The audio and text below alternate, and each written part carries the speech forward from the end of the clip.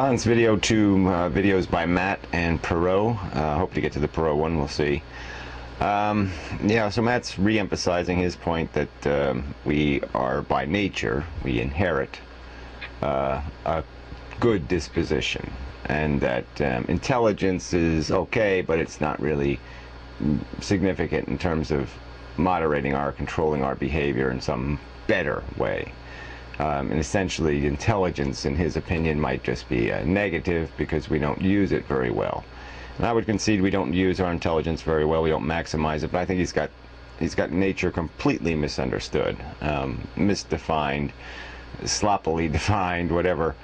All right, so I'll give you the example. I have a snapping turtle. Okay, a little one. But they grow up to be a big, beastly, horrible machine. And all they are is they're the perfect, like a crocodile or something. It's even worse than a crocodile because it has no social life whatsoever. It exists as a single entity, and its job is to put food in its mouth. That's what it lives to do. It has no relationship with anything. I mean, it mates every couple of years, and it's basically just rape. I mean, it's, you know, consensual rape, but it's just you know, but there's no relationship. It doesn't have a relationship with any organism on this planet except through itself. It doesn't pet anything, it doesn't talk to anything, it doesn't communicate with anything, it doesn't commune with anything. It does not relate to anything other than as food or a threat to its existence, and that's the only way it perceives anything.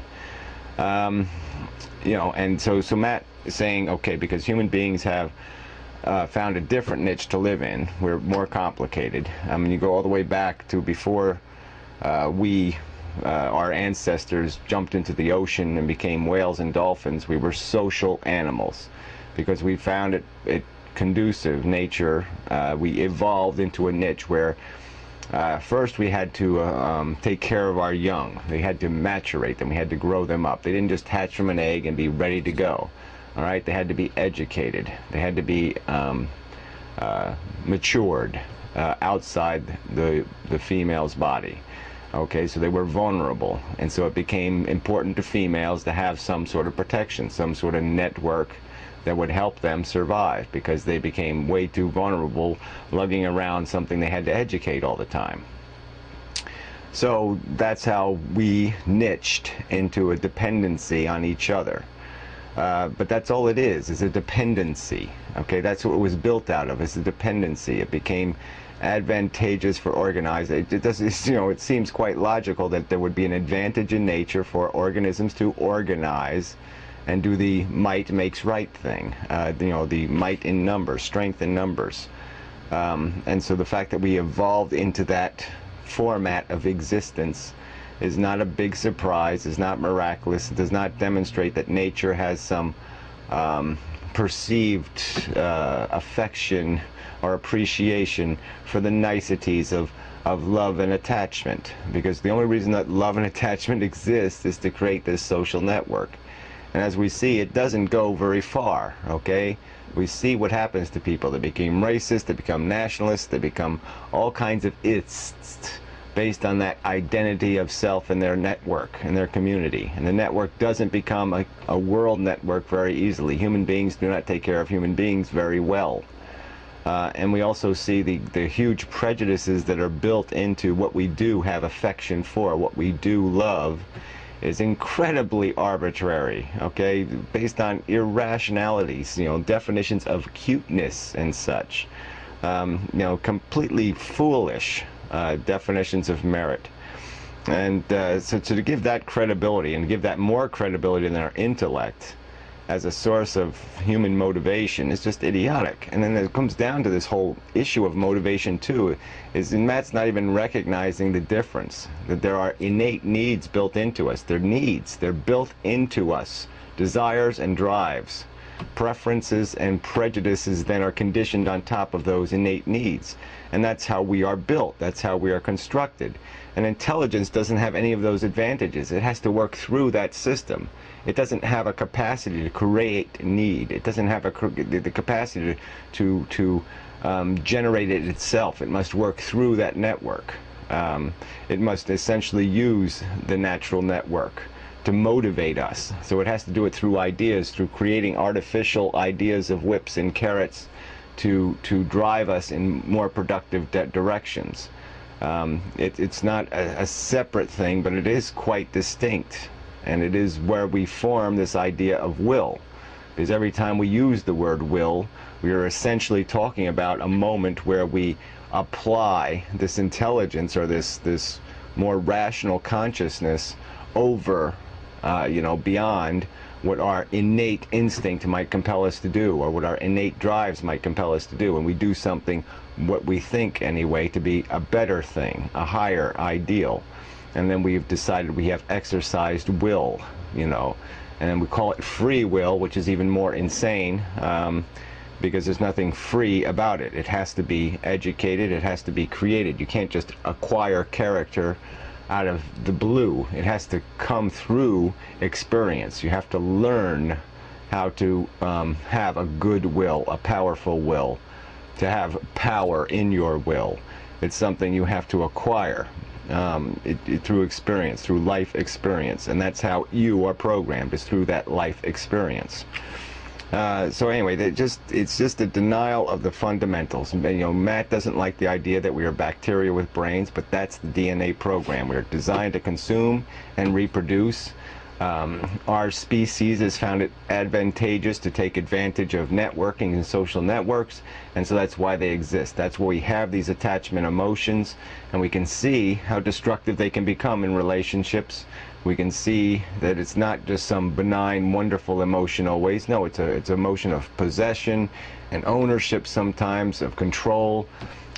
We even see that there's a mechanism built into it to, families don't self-destruct merely because they self-destruct, means because of some social problem.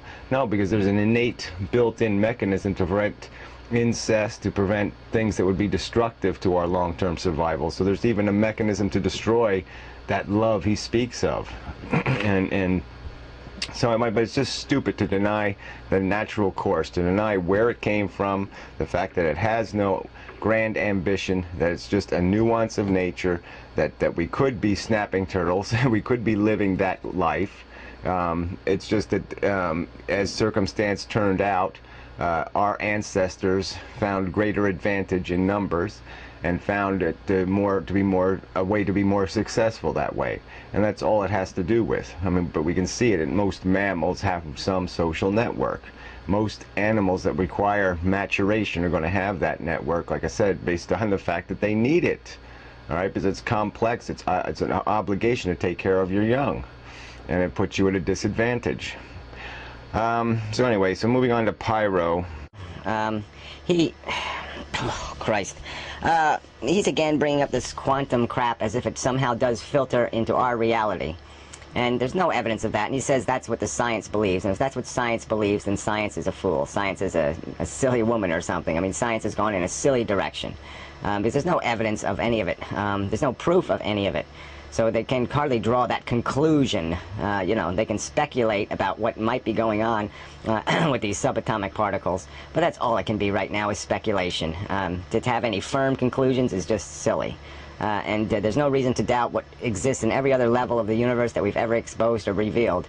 And what exists there is cause and effect. And to say there's no cause and effect on the very particles that we can't even see is just silly. To presume there's no cause and effect operating on that level would just be a silly presumption. So we don't know exactly what happens. We don't know exactly why it happens that particles behave the way they do. But this math that basically solves its problems by allowing elements of energy to jump into other dimensions, to escape the circumstance. It's basically just saying, yes, all the errors in the math can just leap out of this dimension, and then we'll retrieve them when we need them back again. It's just fallacy. And like I said, to bring that, even if there was an effect, to bring it to this level of our consciousness and say it has any effect on will, or has any effect on our conscious experience or our programming, is just ludicrous. It's like saying cosmic rays have such an effect. They have demonstrably a huge impact compared to any quantum irregularity. But obviously we don't think that cosmic rays are deviating our personality, are perverting our perspective in some way. So it's just stupid. We are programmed devices just like a computer. We're operating on that level, and we are just as reliable. Computer software does not quantum explode. It does not quantumly become dysfunctional because of some irregularity that pops out of nowhere. It just doesn't fucking happen, and it doesn't happen to us.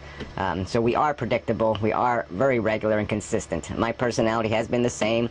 I haven't deviated from who I am. I am predictable, especially to myself.